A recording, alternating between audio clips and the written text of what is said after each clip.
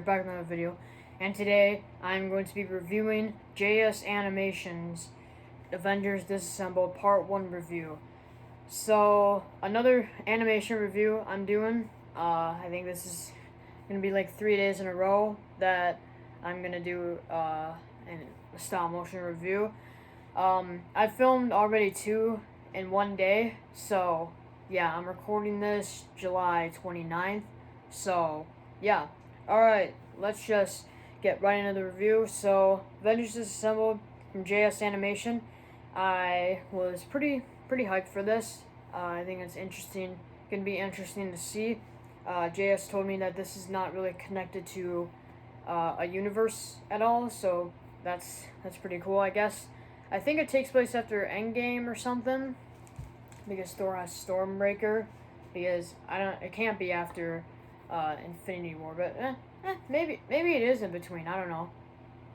But yeah, so in this animation, there's like some aliens that come to attack the Avengers, and that's kind of really all that happens in this part.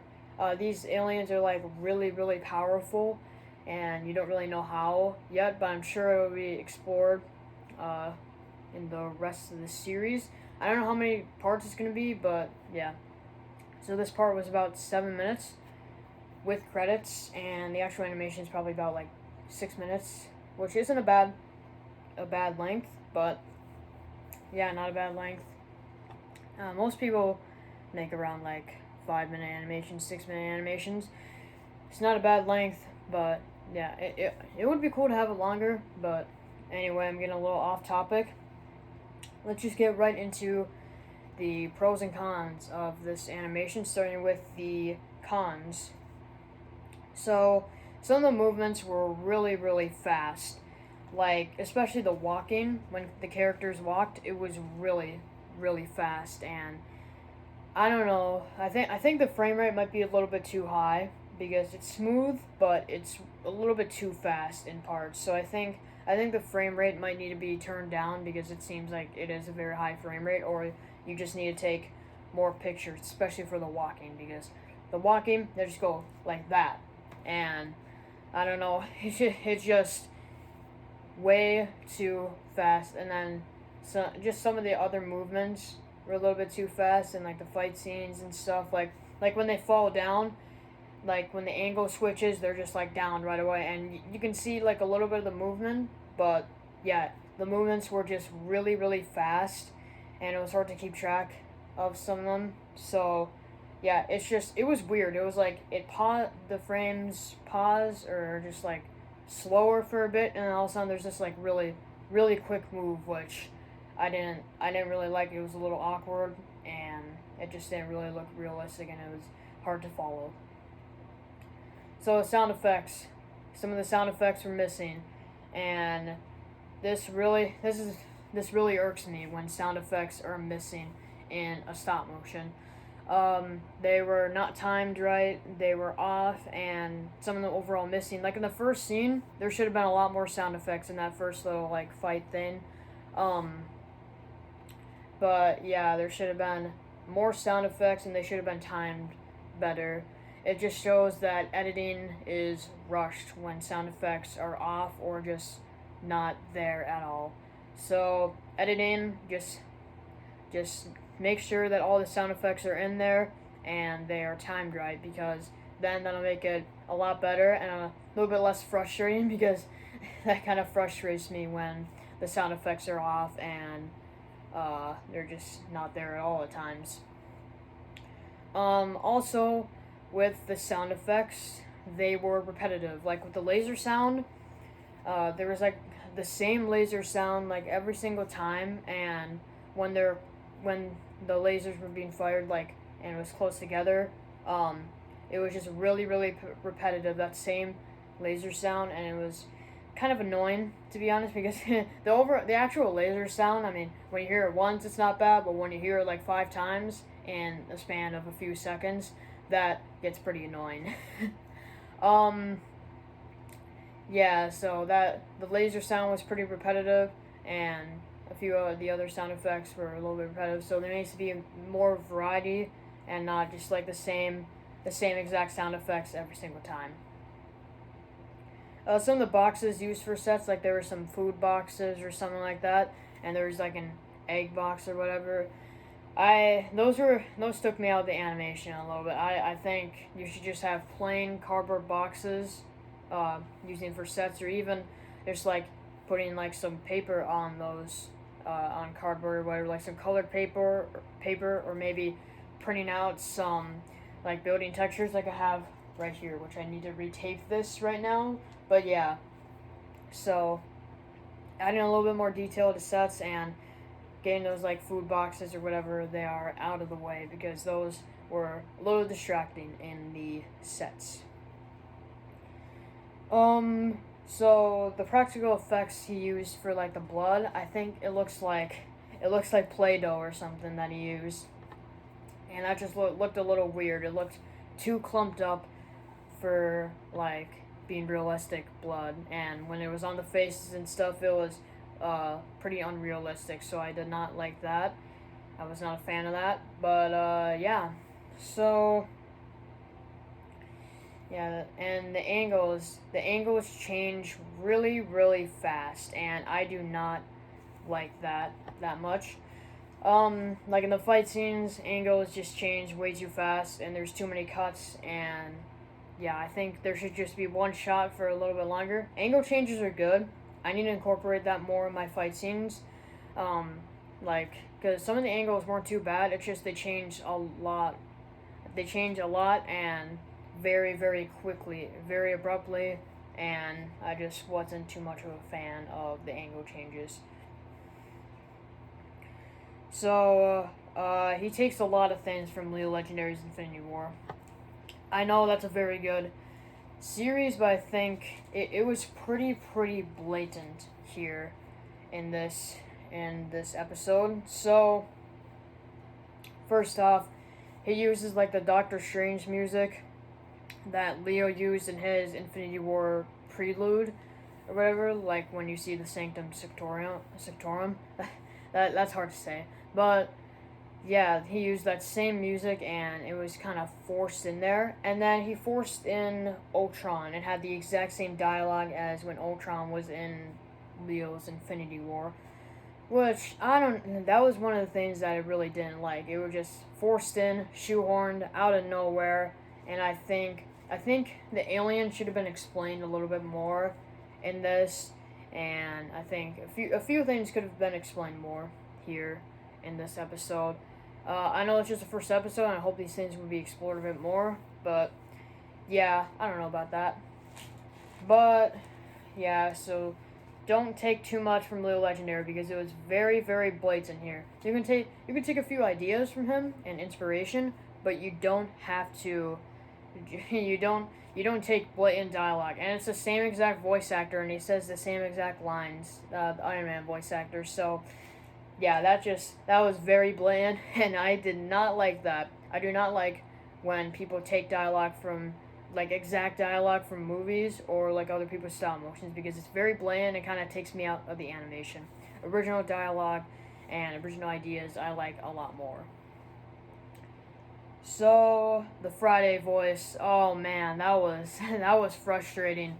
The Friday voice was so weird. I know it's a robot, but it was like, Tony, you have to, or it was weird. Tony, I have your suit in your, just, yeah, I don't know. it was weird. I did not like it.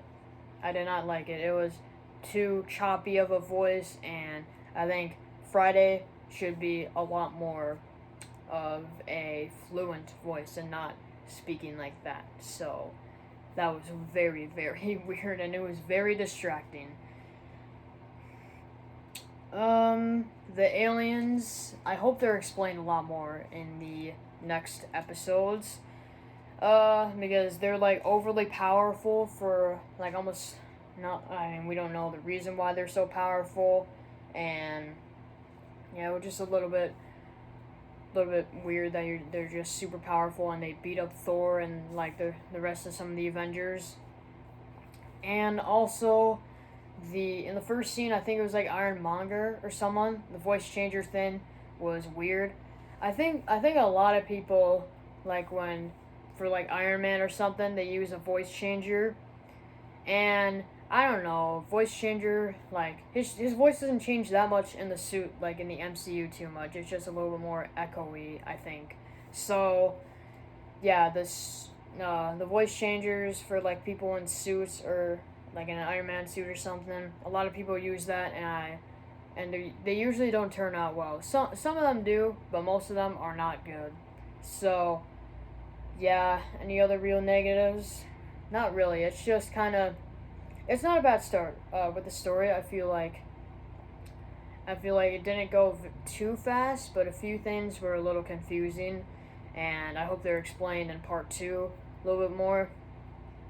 And yeah, overall, just the animation looked a bit awkward, and also the camera quality or whatever was a little fuzzy, I guess, or not really that fuzzy, but just didn't look that good. But I didn't really fault him too much for that.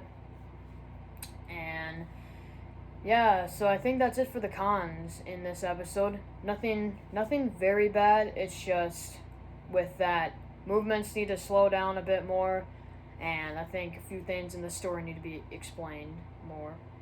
And also more original ideas, not taking stuff from Leo Legendary, because that was very bland and I didn't like that. So now on to the pros. The special effects were pretty good. The special effects were well incorporated into this animation, and I felt they were well done, and I liked them, especially Thor's lightning. Thor's lightning was great, and I liked when you saw the sky and the lightning there. It was well done. I was impressed by the special effects. Some of them were a little out of place, I guess, but the special effects were well done, and good job on those. Voice acting. Voice acting was great. We had Jellyfish the actor as Iron Man, Unhipsleet as Captain America, and then a few others in there that are great and talented voice actors. So those voice actors fit very well into those roles. And yeah, voice acting was well done in this animation. He's got a great cast for this series, and I think moving forward that hopefully this cast stays, because it is a stacked cast, and yeah, it'll really be a big thing throughout the series having this good of a cast. So then the dialogue was pretty good when it wasn't taken from Leo Legendary. I think that he wrote some okay dialogue for the most part. There wasn't anything that like completely stands out, but I think dialogue was still pretty good, and I think this is pretty well written for the most part. Like with JS's War on Infinite Earths with like the other animators, that felt a lot more all over the place. But this one, with just him, the storytelling was good for the most part. I think that the series has a lot of potential, and I am excited to see what will happen going forward in this series. But yeah, the sets were good. Besides those boxes that are not just plain cardboard boxes. But yeah, sets are pretty good, but I think they should be a little bit more detailed, though, to be honest. But sets are good, well done, and yeah, just improving on them a little bit more would be good. But I mean, it's better than having no sets at all. The pans were good. There were some nice pans, some nice angles. This film was shot pretty well. The cinematography was good in this, and I always appreciate when people take the time to get some good shots and have some good cinematography. So cinematography was pretty good in this. And yeah, the camera moves a lot in this, which I liked.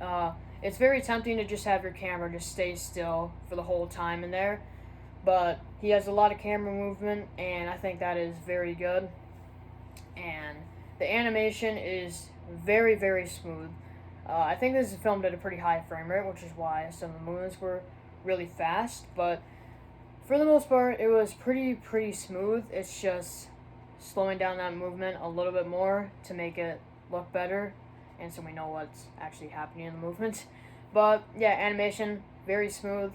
Just having it more realistic movements at times and slowing down that animation. But yeah, smooth animation, so good job on that. The night lighting. I like the night scenes. Night lighting was well done for the most part. Night lighting is hard because usually you can't see too well in there, and I think it's just like it's nighttime and you're not really supposed to see well. So yeah, night lighting was well done, and we could still see the action a little bit, which was nice. And anything else? Yeah, I think that is almost it for the pros. So overall, this was a good animation. I think there is a lot of potential in this series. And this story can be pretty good. The aliens coming out from outer space or whatever. I really hope those are explained, because if they aren't, then this series will suffer when we don't know why these aliens are here and why they're so powerful. But yeah, I think this episode, I hope that the other episodes are longer, and I wish this episode was longer, but you know, not too bad of a length, 6 minutes. He's got a great cast in this series, and yeah, just really looking forward to part 2. Don't know if I'm going to do a review on it or not. I'm pumping out these reviews, so if you want your stop motion to be reviewed, then comment down below or DM me on Instagram at RealNoahFilms, and I will review your stop motion. I'm not going to do like way too many other reviews. Like, I'm probably going to only review like pretty good animations. So yeah, just keep that in mind, because I still want to do some other things on the channel. But I am going to do quite a lot of these reviews, so I'm open to a lot of animations and not just like spectacular ones. So yeah, just give me a DM on IG or just comment down below, and I will consider giving your stop motion review. So anyway, I forgot to but review score for Avengers Disassembled Part 1 from JS Animations is a 6.6 out of 10. A pretty good animation, room for improvement, because movements looked weird, but yeah, room for improvement. But overall, I enjoyed it. It was a pretty good animation, and I'm looking forward to the rest of the series. So yeah, see you guys all in the next video. Peace out. Bye.